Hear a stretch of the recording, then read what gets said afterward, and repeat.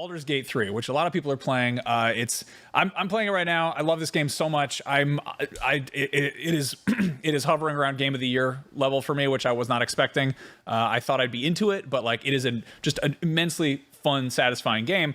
I also from 10 miles away, I did not expect it to be a fun co-op experience, but it is. And I did a very corny thing with my wife. We went on a Baldur's date.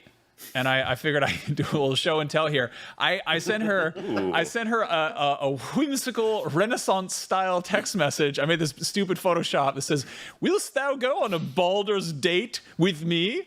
featuring erotic cheeses and sensual wines and what does that say? Stupid costumes and pretend kissing. And then I wrote a little text. I sent this with the invisible ink effect, so it looked like a wizard sent it, and she had to like, scrub it to like reveal it or whatever. But I wrote, "Hark and forsooth, fair maiden, this Friday's eve wouldst thou don gay raiment and sup on cured hams and elegant cheeses, while House Scoville casts its collective gaze upon a talking picture most suitable for poppets? Then, once the babe slumbers, embark upon a magical journey in a phantasmagoric realm conjured forth by mathematicians, artisans, and demonry. Pray send word by sundown, milady."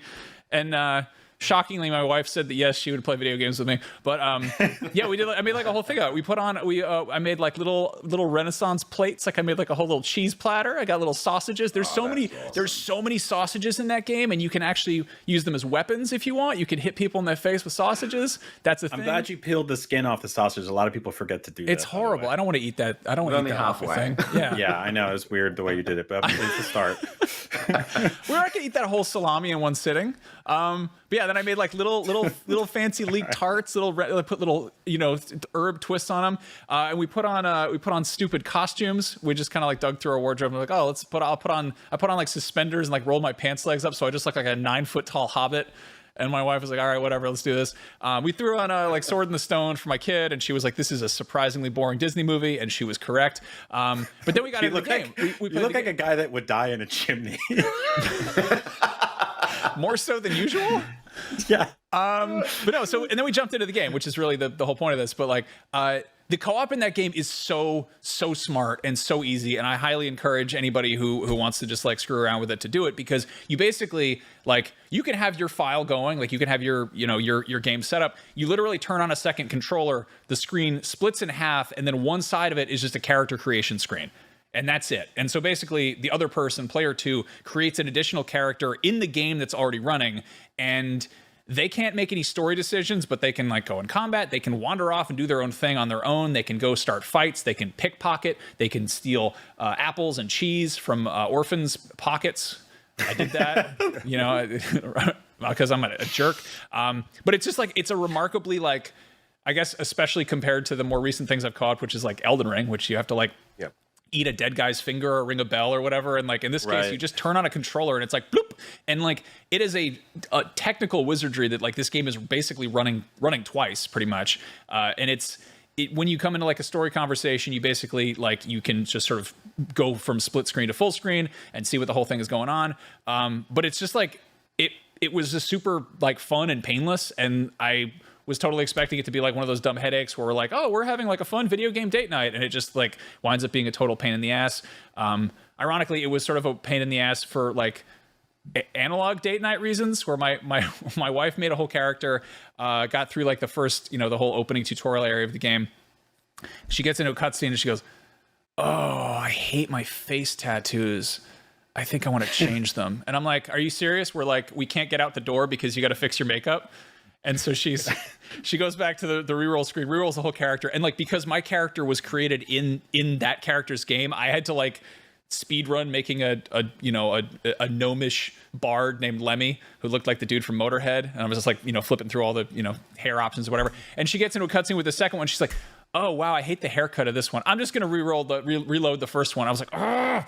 So I'm just like, you're just okay, whatever. But once we got into it, it was super fun, and it's hilarious because like we totally play games differently. Like she's very much like she wants to make the good choices. She doesn't want to make anyone mad. And I'm like, I'm gonna steal cheese and apples from orphans. I'm gonna.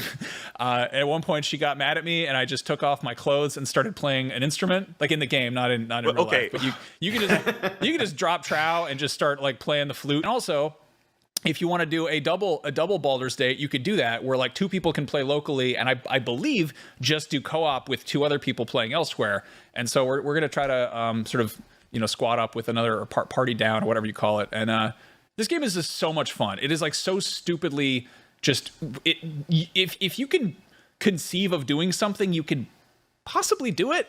Like there's a lot of like very weird scenarios you might wind up in. Like my wife she like jumped down in like a mine shaft the other day and like was stuck, and she like couldn't figure out how to get out. And so what she wound up doing was she just made all of her party members just go home, go back to camp, and then she turned into a bird and flew away because that's a thing that she could do as a druid.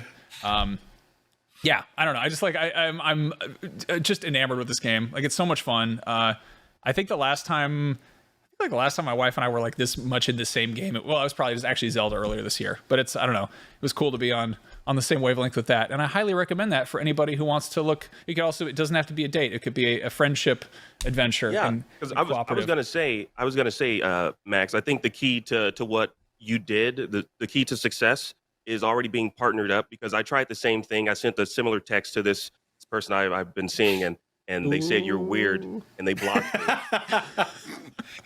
I thought you meant like having the accounts on the same PS5, but you meant like no. I mean, like I tried to set up a Baldur's Date. Yeah. I tried to set up one. I sent Will.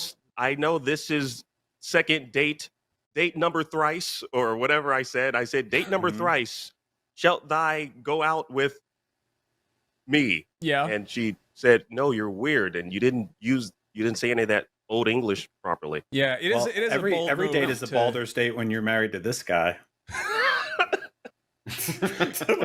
Brian pointed at himself for the listeners, in case you're wondering. If you're listening at home, Brian does not have a lot of hair on his head. That's right. He likes to make Baldur's Bring that up all the jokes. But no, this game is phenomenal. I'm dying to play more of it.